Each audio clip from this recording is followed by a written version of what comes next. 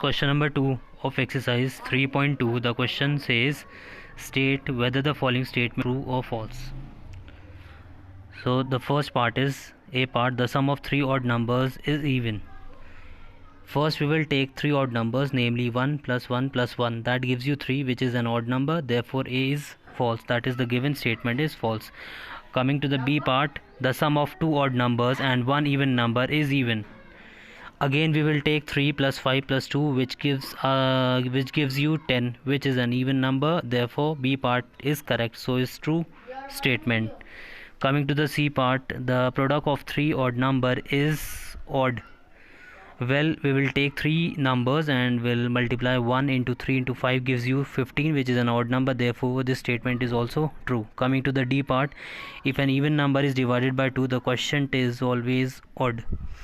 Well, first the cases. In first case we are dividing 6 by 2. Here we get 3 also, 3 as a quotient, which is an odd number, therefore it is correct. But we will take another case to prove it wrong. Now we will divide 12 by 2 to get 6 as a quotient, which is an even number, so the given statement is false.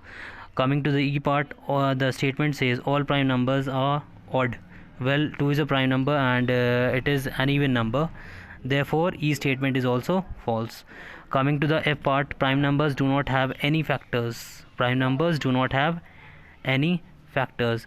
Every number has 1 and itself as a factor, so we cannot say that prime numbers don't have any factors, so this is also false again.